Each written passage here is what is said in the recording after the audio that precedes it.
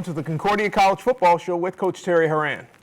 Coach, it's been a rough couple of weeks here. Yeah. And it's things that, fixable things, really fixable things.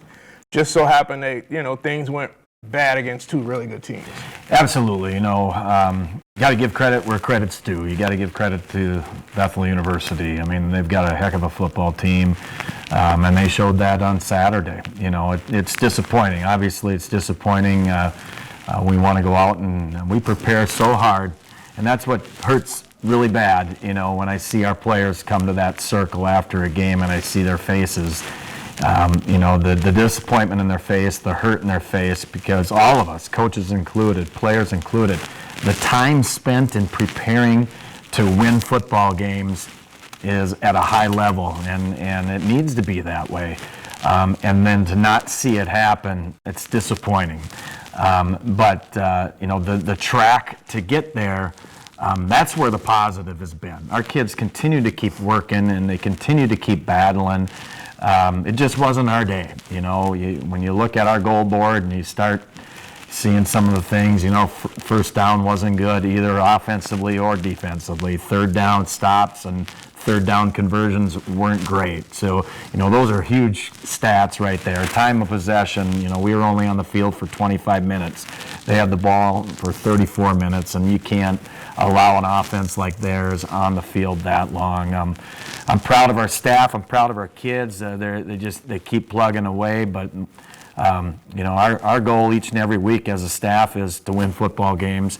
And these kids, they only get to play college football once, and we want that experience to be enjoyable. And I get it. It doesn't always come in the wins and losses, but boy, wins feel good, and being able to sing our school song on that C after a game is pretty incredible feeling. We haven't been there the last few weeks, and it doesn't get any easier this week. Right. But these are the kind of games, us preparing for St. John's. These are the kind of games you want to play in, you want to prepare for, and you want to compete against. That's just who we are, and I'm competitive. Our guys on my staff are competitive. Our players are competitive. It's just, hey, we got to dust ourselves off. And the positive I told our kids after the game is, you get to put the uniform on again next week. We're not done. So if we're not done and your heart's still ticking and there's still passion there, come to my camp, because we're gonna get it going again Saturday. And just to elaborate on the last thing you said, that's why you come to college to play football, is to play against good teams and play in Absolutely. good games, and that's just a competitive spirit in you when you make that decision to play college football. Absolutely, that's what you want, and that's what we've sold our kids on. We want to play great competition. We know our conference is great competition each week. Each week you got to be ready to go. We went outside the box and we got a non-conference schedule that is as big as we've ever had. But that's what you want. You want to compete against the best. You want to see where you're at. And it just wasn't there Saturday, and stuff happens. And I always say this, Norman, you know this. The ball's not round. It takes funny bounces once in a while, and we had 4 turnovers to their 1, so we were -3 again. And against really good football teams like Bethel, you can't allow for that. All right. So we're going to take a look at those first half highlights. Look at Sam Beatty coming down that. Boy, I'll tell you what, our kids absolutely love this young man, and he's an inspiration to our football team. To see his smile each and every day, he certainly makes me and the rest of the guys feel pretty good. Yeah, we ran a little vertical route right out of the gates. Matt By made a nice grab on that, and their opening play. We had guys in position. We just didn't run our legs and finish it off. And it was like a 58-yard play. So that was disappointing. It was kind of a dagger. And then they score on their first possession, which we knew to stop them, it's going to take an effort, because not many teams have done that this year. They're 6-1 for a reason. We had really good KORs. Our average starting position was about the 39-yard line, and I think Matt By ran that one back to about the 40. They just, they never quit. They've got big boys up front, and Jaron Rosty's become a better passer. The last few weeks he's been throwing the ball a lot better. This was a big turnover for us. They were looking to go in for their third score. we get a strip, and Ethan Egerton, I believe, picks up the fumble. I think Will Burning might have stripped him, or Sam Michael. Hey, nice to see him back on the gridiron. Yeah. Number 5, Andy Grabdahl, back with us, made a great grab there. It was about a 23-yard gain. And, boy, can't say enough about this guy. Our coverage, we got to be better. Our bullets were not close enough. Consequently, what ends up happening when you got a speedster like them wearing number 85, you get some pretty good yards. But Alex Berg's been punting the ball incredibly well. Yeah. Here's a little mid route to Mr. Logan Hatfield with the ball, and he made about a 22-yard gain. There's Alex Berg. Alex had probably one of his finest days, and on top of it, a lot of people don't know about his punting. I mean, he leads our league in punting, and he's 5th in the MIC in punting too. But when you looked at their size, and they're pretty big. Blake had a pretty good day. Here's a play I thought that he might have made it, but that kid showed his speed off the corner. And when the days end, we were on the losing end, but certainly, there's still time to play. I mean, we got 3 weeks left in our season, Norm. We know that, and it goes fast. When you think about 3 weeks left in your season, that's really 9 practices.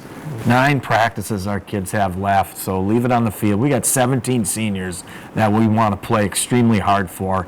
They've been in our program for 4 years now, and they've been doing all the little things, to make us better. And obviously, our ultimate goal each and every week is to win football games. And when it doesn't happen, it's disappointing. Doesn't take away from how hard our guys are working and how hard our staff is working, because we are. And on top of it, we continue to recruit, and we ran into a pretty good football team on that day, and on many days, Bethel's really solid. But excited for this week, see what we're made of again. We go down to Collegeville, a great setting. I mean, there's a lot of great places to play a football game. Collegeville is one of them, and I think if you'd ask our players, their number one place to play on the road, it's Collegeville.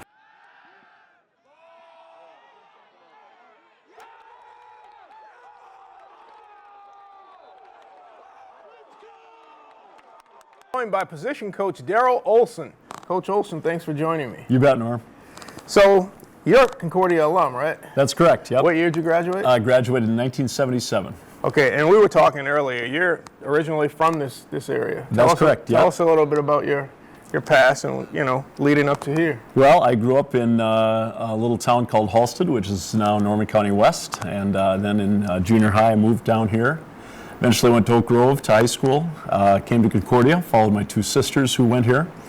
And after that, I worked in West Fargo School District for a while. I was the head coach there in 89 and 90. And then I was the head coach at Pelican Rapids, Minnesota from 91 to 96.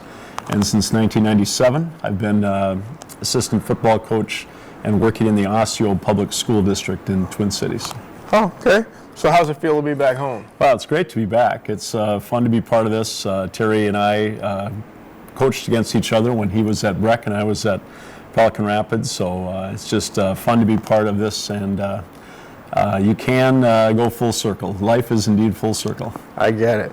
So you coach receivers. Talk a little bit about the group you have. You have a couple of dynamic players out there. Yes, we do. I've got a couple of guys like, Matt By, obviously an All-American athlete, and Andy Grabdahl, a All-State football player at quarterback, now turned receiver.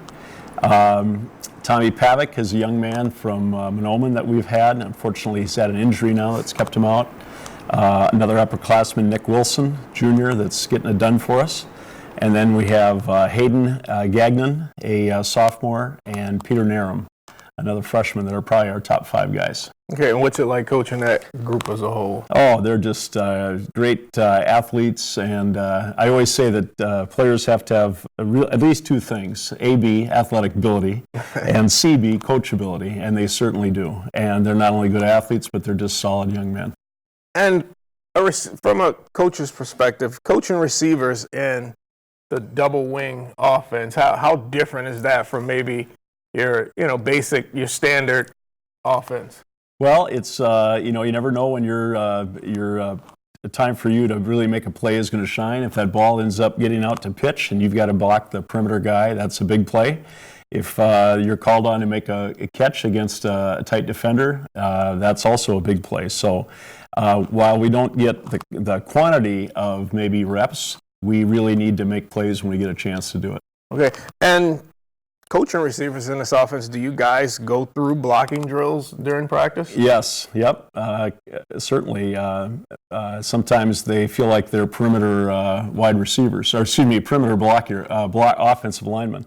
So we do go through that, try to simulate what it's like for them to be out in space, and think when that ball does eventually get out to the perimeter, it's quite a while from the snap of the ball, so they really have to time up their engagement with the defensive back. Speaking from a former offensive lineman's perspective, that's tough. That's hard to, it's like making an open field block essentially every single time. And then you're dealing with someone shifty and they can see what's going on. You can't really see what's going on. You just have to trust, wait, and know where you're supposed to be. That's correct, yeah. So location of your hands, location of your feet, but also we tell our guys to really look at the eyes of that defensive back. They'll light up when that kid is coming toward you or if there's a running back coming behind you. So it is it's a good example of trying to be a basketball player out on the court playing defense on a defender. Now your wife Chris works here. Yeah, that's correct. What does she do? She is the director of the Career Center. So students that are looking to extend their career after college, giving them the skills, the opportunities, internships, resume building, things of that nature. So she has worked at Concordia in the past. And it's a chance for her to return now as well. Okay, and you guys have two kids, Eric and Peter? Yep. Eric is played football at North Dakota State, and he is currently a physical education teacher at Lewis and Clark Elementary in Fargo. And Peter, my younger son, is just took a job with Ecolab in St. Paul. Okay.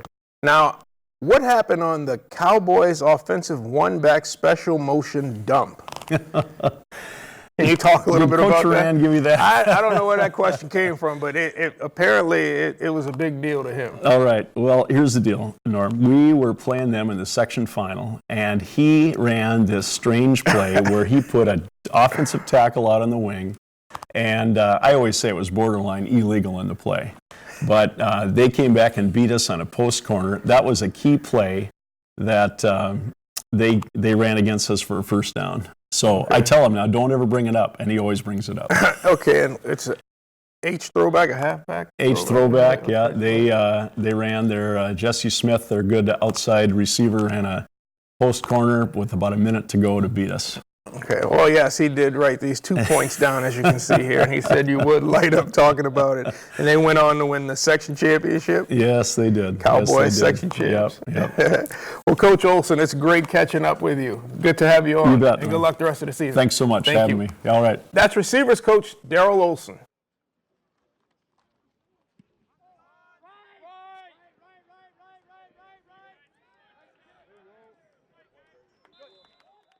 I'm now joined by senior linebacker and punter Alex Berg.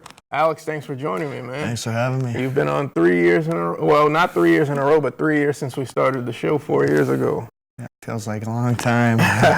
You're quietly having a spectacular year at linebacker and an outstanding year as a punter. Like, did you change anything in your punting technique or anything over the course of the offseason? Well, I kind of gained a coach going into the season. Chris Clausen's been a tremendous help, kind of teaching me how to actually warm up as a punter instead of just as a linebacker. Mm-hmm. And then in practice, going through certain techniques and actually working on ball placement and footing before practice and not just going out there and trying to kick the ball as hard as I can. Okay. From my vantage point, I have to kind of use two eyes because I am shooting and doing radio at the same time. And one of your kicks this Saturday, it was like the perfect punter drop. Like it looked, okay, he looks like he knows what he's doing out there. It was perfect. Is that something you've kind of picked up over the course of punting? I mean, so before practice now, I try to get out there a good 20, 25 minutes before we go. You do our 15 minutes of special teams just so I can warm up and then practice dropping. So that's been a huge help because dropping the ball is basically everything. If you don't drop it right, if you're half an inch off it, you're either going to shank it or you're not going to get that perfect spiral. So yeah, it's something I work on. I try to do at least 200 drops a day at practice. Do you ever worry about out-kicking the coverage? Doesn't really cross my mind. If it happens, we'll get there. But. Right. Yeah, and honestly, you have a really good group of guys chasing it, so it typically never really amounts to much. Once it's down there, then they're down there. They wrap it up pretty quickly. Yeah, and they do a great job blocking too. Without them, I mean, every punt would get blocked. So I got to give credit where credit's due, and all those guys do a great job blocking for me. Yeah. But things aren't going, that well this season as far as a record goes. But as far as the competition and the will to want to play and fight, the guys they're still playing 4 quarters of football. Yeah, absolutely. And we've played 5 teams within the top 25, a couple within the top 10, and we're not backing down. We know our record, but going into the game on Saturday, we just throw our record behind us. It's just another game. We all play the game for a reason, and we love going out there on Saturdays. And I trust everyone out there, and I think everyone trusts each other, and no one's going to give up or go 50% out there. Everyone wants to give it all they got, and at the end of the day, yeah, losing does suck, but there's a little bit of satisfaction deep down that knowing everyone gave it everything they had. Yeah. And this is, for real, your last year, your senior year, your last year of football now. Is it starting to set in? I still don't want to think about it. Knowing that in 2 weeks will be the last time I play a football game on the Jake, I've thought about it a little, but I just try to avoid that and live in the moment. Don't want to rush anything, and I just want to stay focused and enjoy my time here while it lasts. And do you have professional aspirations after college football as far as punting, continuing your football career? So at the beginning of the season, Coach Willits came up to me one day and he's like, "We're going to get you a pro day after the season." So I've thought about that a little bit and working with Clausen every day. He has worked with a kicking coach in the off season for the last 3 years. Okay. So I think I'm going to give him a call and reach out to him and try to work with him in the off season. And then if the pro day works out, the pro day works out. My perspective is, why not? Give it a shot. If it works out, great. If it doesn't, at least I can say I tried. Yeah. And one advantage that you're going to have is the fact that you punt in crazy conditions. The elements are no friend to you most of the time as far as punting goes, especially the wind. So that with the, right coach can really help you. Yeah, being from North Dakota or playing in Minnesota with all the flat grounds, you never know if it's going to snow one day or if it's going to rain, and there's always wind here. So with the coach, he could tell me exactly how to hold it, if I need to hold it lower or higher, and how to exactly kick into the wind. So yeah, it would be a big help. All righty. Well, look, good luck on the rest of the season, Alex. It's been a pleasure watching you, and I look forward to seeing you finish out these last games. Thank you, Norm. It means a lot. Right. That's senior linebacker and punter Alex Berg. The Cobbers head down to Collegeville this Saturday to face St. John's. This has been the Concordia College Football Show with Coach Terry Horan.